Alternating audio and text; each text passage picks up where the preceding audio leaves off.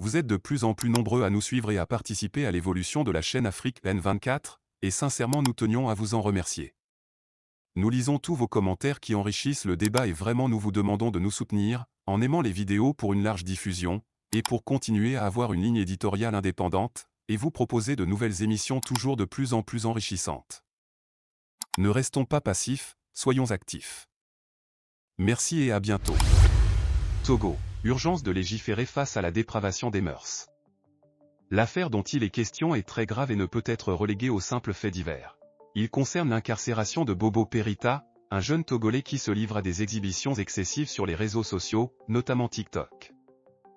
Après avoir été présenté au procureur de la République le 1er juin, qui a ordonné sa mise en détention, Bobo Perita, toujours plein d'idées pour vanter sa transsexualité, la conviction ferme et persistante d'appartenir au sexe biologique opposé, passera des jours en prison. L'article 392 du Code pénal en vigueur au Togo stipule que tout acte impudique ou contre nature commis avec un individu du même sexe constitue un outrage aux bonnes mœurs.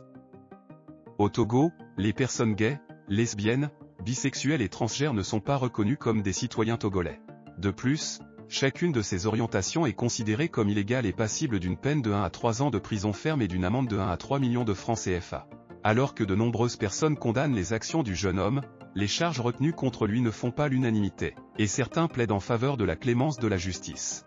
Néanmoins, cette affaire laissera certainement des séquelles dans une société togolaise attachée à ses valeurs où aucune place n'est accordée à l'homosexualité.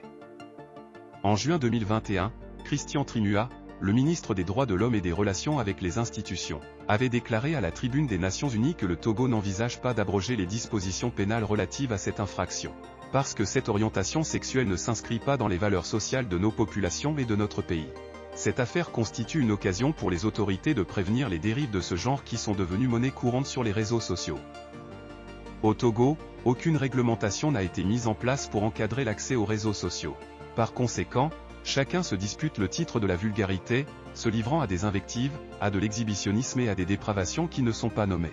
L'Assemblée nationale serait bien avisée de voter une loi exigeant une autorisation parentale obligatoire pour permettre aux plus jeunes, qui sont vulnérables, de s'inscrire sur les réseaux sociaux tels que Facebook, Snapchat, TikTok ou Instagram.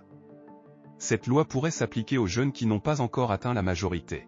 Étant donné que les enfants contournent facilement les vérifications d'âge des utilisateurs, les autorités pourraient travailler à mettre en place un mécanisme de consentement des parents ou tuteurs légaux.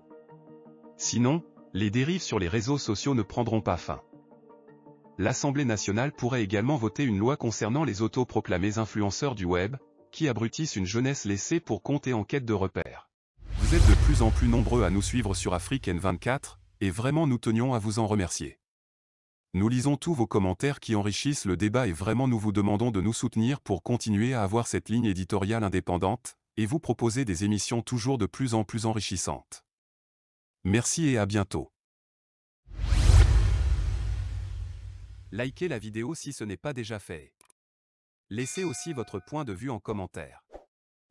Abonnez-vous et cliquez aussi sur la petite cloche de notification pour ne rien rater de nos prochaines vidéos. N'oubliez pas de partager aussi la vidéo et de la liker.